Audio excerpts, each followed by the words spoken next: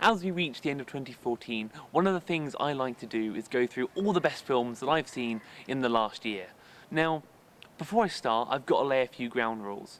Firstly, I haven't seen every film that's come out this year. I've seen a lot, but I haven't seen all of them. So my list, it doesn't include everything, and I have missed some out. Also, I discount all the films that came out at the Oscar season and in the critical period at the end of 2013. Now, although you probably saw them in the cinemas in January 2014, I don't count them as they were reviewed at the end of 2013. Kicking off at number 5 is, I think, a fantastic film, and it is got to be Jonathan Glazer's Under the Skin. Now, this film stars Scarlett Johansson as a sort of weird alien hybrid who comes to Earth in the Scottish Highlands looking for men to prey upon. Now, this film has some major flaws, but what really gets it for me is the cinematography. There are individually some great things about it. Visually, the film is just beautiful. It's absolutely fantastic. Some of the best cinematography I've seen out of any film this year. I think the filmmakers really need to be credited for their innovation. This film really pushes the boundaries of modern film. And okay, it wasn't a massive success in the box office, but for me, it's that innovation that makes it a film you've got to watch.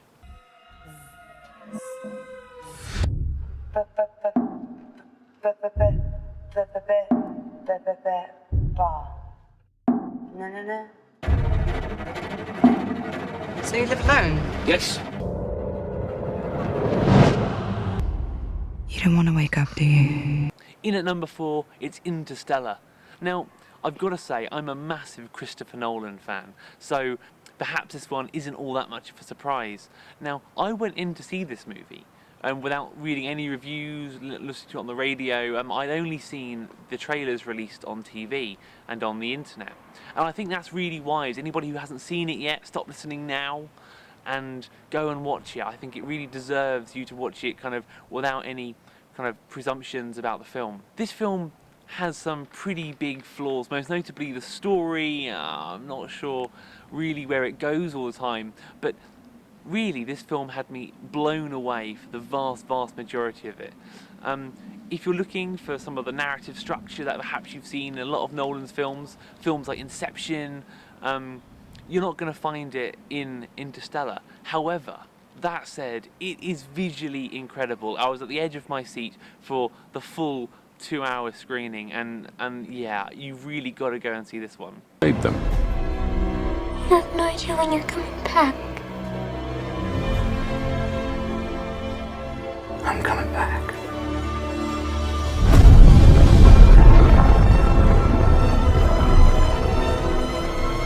We must reach far beyond our own lifespans. We must confront the reality of interstellar travel. Murph, I love you. Forever.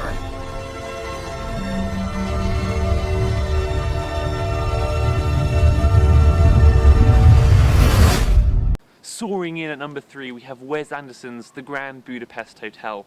Now, interestingly, this film wasn't a massive success in the UK box office. In fact, it actually came out quite low. But it was one of those very rare films that over a period of time, it really rose up and became one of the best films and the most loved films of the year. Now, I know a lot of people aren't really sure where they sit with this film, but for me, it really is a standout film of the year. It's got an incredible cast. Ralph Fiennes. When was the last time you can say that you saw Ralph Fiennes being funny in a film? The script is beautifully written, the score is fantastic, but more importantly, I love the way the screen size changes to kind of depict different moments in time throughout the film. I loved it, and you will too.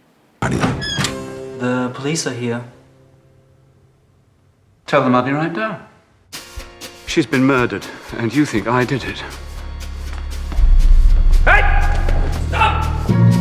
You're looking so well, darling, you really are. I don't know what sort of cream they've put on you down at the morgue, but I want some. Just missing out on the top spot is a film that delighted and surprised me more than any other this year. I am, of course, talking about Frank. a movie that is said to be a bit of a narrative story about the life of Frank Sidebottom, although really it touches more upon kind of the mythology of acts like Captain Beefheart, both of which are a little bit before my time, but I don't think that matters, and that really shouldn't put you off if you haven't seen the film yet. It's a film that stood out for all the right reasons. It was different, it was clever, and it was really, really genuinely funny. It's a movie that stars Michael Fassbender, probably one of the most attractive men in Hollywood right now. And he spends the whole time with a giant papier-mâché head. Now that's adventurous filmmaking, and that I have to applaud. Coming in at number 2, it's Frank. Is my most likable song ever. Coca-Cola, lipstick ring, go dance all night, kiss me, just kiss me, Nefertiti. This is your most likable song ever? Yeah. People will love it. And so finally we've made it. The top spot, the numero uno. Which film will be my number 1 of 2014? Well, really, it can only be one. It is, of course, the Lego Movie. I went in to see this film expecting nothing. In fact, I wasn't really sure how I felt about it. But I couldn't have been more wrong, and I'm really pleased to say that. It was genuinely funny, not just for kids, but for adults as well. And I haven't been to a film in such a long time that had such a varied audience watching it. In hindsight, I shouldn't have expected anything less, as it was made by the makers of Cloudy with a Chance of Meatballs, another really funny, well-written film. So, I've now seen this film 5 times. And it gets better every time I watch it, and I'm not bored yet.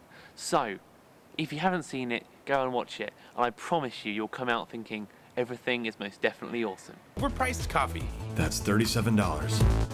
Awesome! Everything is awesome. Oh my gosh, I love this song! It's cool when we're part of the team. Everything is awesome. No, guys, wait up! Where am I? Come with me if you want to not die.